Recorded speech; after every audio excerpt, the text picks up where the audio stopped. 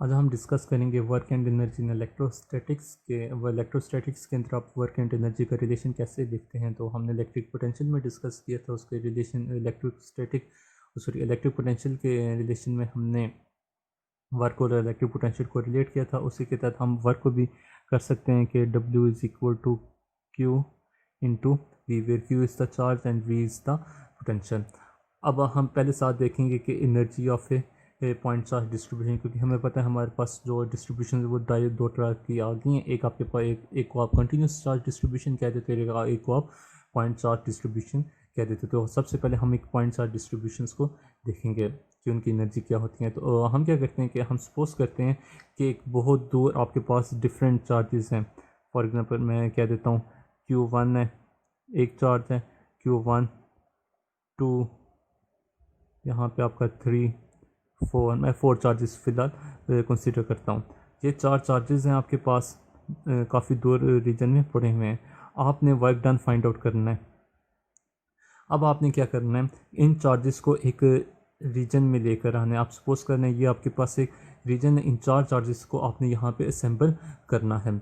जब आप इस Q1 को सबसे हम पहले करते हैं कि Q1 को मैं लेकर आता हूँ, जब इस पॉइंट के ऊपर इधर लाता हूँ 1।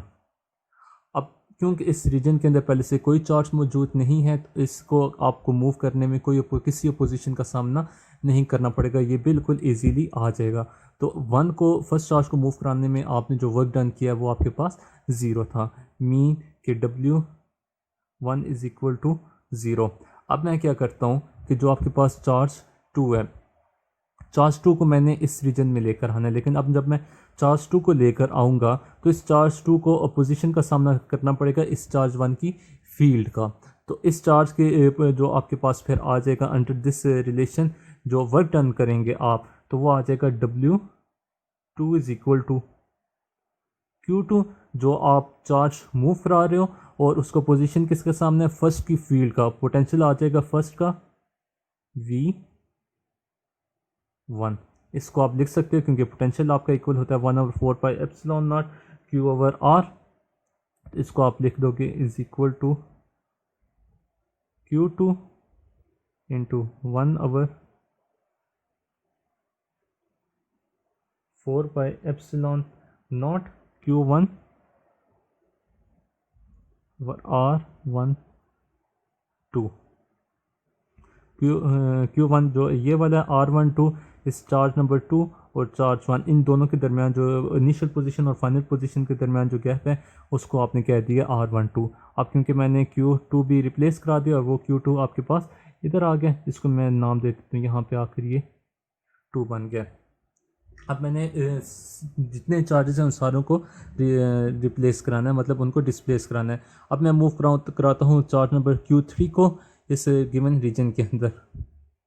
जब मैं इसको यहाँ पे मूव कराता हूँ तो अब उसको पोजीशन का जो सामना होगा वो 2 फील्ड्स की वजह से होगा, एक Q1 की फील्ड और सेकंड Q2 की फील्ड की वजह से। तो आपके पास जो वर्क डन आ जाएगा वो इक्वल हो जाएगा W3 इज़ इक्वल टू, ये वाला कांस्टेंट अब आप उसी तरह लिखें 1/4πε0 Q3 को मूव करा रहे हो, Q3 इंटू एक पोजीशन होगी उसको Q1 की वजह से, Q1/R13 प्लस Q2/R23। ये वाला जो पार्ट है ये उसको बता रहा है कि जो उसको पोजीशन का सामना करना पड़ेगा Q1 की वजह से, और ये वाला पार्ट है जो उसको पोजीशन का सामना करना पड़ेगा Q2 की वजह से। R13 क्या है, इसके ये वाली पोजीशन और R1, इन दोनों के दरमियान जो गैप है, जो डिस्टेंस है, उसको हम क्या देते हैं R1, और R13, और जो Q2 और Q3 के दरमियान गैप है उसको हम क्या देते हैं, जितना उसने डिस्प्लेस किया उसको हम क्या देते हैं R23। इसी तरह ये आपके पास W3 आ गया, अब ये भी आपके पास डिस्प्लेस हो गया। ये यहाँ पर आकर मैं क्या देता हूँ इसको 3। अब आपने ये जो Q4 है इसको भी यहाँ इस रीजन के अंदर डिस्प्लेस कराना है, इसको यहाँ पे आकर असेंबल करना है। अब जब ये 4 यहाँ पर आएगा तो अब इसको 3 चार्जेस की फील्ड्स की अपोजिशन का सामना करना पड़ेगा, एक Q1, Q2 और 3 का। तो इसका जो अब आप वर्क डन लिखोगे, जो आपको वर्क डन करना पड़ेगा इस 4 को यहाँ पे लाने का, वो हो जाएगा W4 is equal to, total work done equal होगा W1 plus W2 plus W3 plus W4 के। W is equal to W1 plus W2 plus W3 plus W4 के। जब आप इसकी फॉर्म, फाइनल फॉर्म को लिखना चाहो तो वो फॉर्म आपके पास बन जाएगी। ये आप W को फॉर्म में लिख सकते हो, ये सारी वैल्यूज़ को आपने यहाँ पे पुट किया तो ये फॉर्म बन गया है। अगर आप इसको मोस्ट जनरलाइज्ड फॉर्म में आप लिखना चाहो तो वो बन जाता है W is equal to 1/4 pi epsilon naught summation I is equal to 1 to n, फिर summation j should be greater than 1, sorry should be greater than I up to n, और फिर आगे आप इसको लिख दोगे QI QJ divided by R I J। ये आपके पास जनरल फॉर्म आ गई थी वर्क डन की। अब हम देखते हैं कि जो QI और QJ ये आपके पास 2 दफ़ा भी रिपीट हो सकें। कैसे? अगर आपके पास Q1 और Q2 हो तो एक आपके पास Q1 Q2, तो ये भी पॉसिबिलिटी है कि आ जाए Q2 Q1, तो एक ही रिलेशन के अंदर ये 2 दफ़ा आ गए, ये बन जाएगा 2Q1 Q2। इसी तरह Q1 Q3 है तो ये पॉसिबिलिटी है कि Q3 Q1।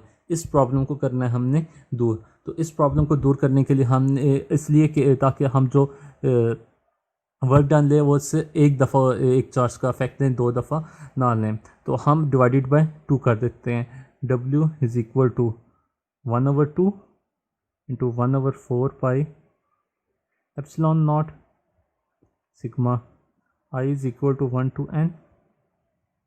जे लेस दैन 1 हो मतलब लेस दैन I है, इसका मतलब है कि J should not be equal to I to n QI QJ divided by R I J। 1/2 से क्या हो गया? फॉर एग्जांपल मेरे पास Q1 Q2 plus Q2 Q1 आता है, तो वो दोनों सम होकर 2Q1 Q2 बना देंगे। 2 को 2 के साथ हम कैंसिल कर देंगे। इस वजह से क्या होगा कि मेरे पास कंट्रीब्यूशन सिर्फ एक Q1 Q2 की आएगी, डबल की नहीं आएगी। तो इसलिए हम 1/2 कर देते हैं। अब अगर आप इस ट्रेंड को देखें तो हम इसको इस इक्वेशन को फॉर्म में लिख सकते हैं QJ/R I J।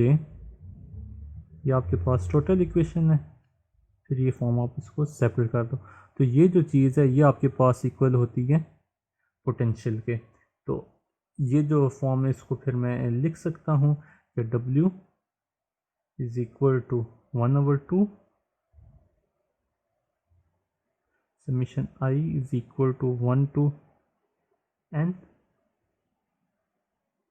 QI V of R। अब ये फार्मूला आपके पास आ गया। ये फार्मूला आपके पास टोटल वर्क डन है कि total work done in sampling का चार्ज, इन सैम्पलिंग का पॉइंट चार्जेस की आपके पास जो डिफरेंट एक फॉर अवे चार्जेस पड़े हुए थे उनको एक रीजन में लाकर आपने जो असेंबल किया, उस सारों को असेंबल करने में जितना आपके पास वर्क डन हुआ है वो आप इस फार्मूला से फाइंड आउट कर सकते हो।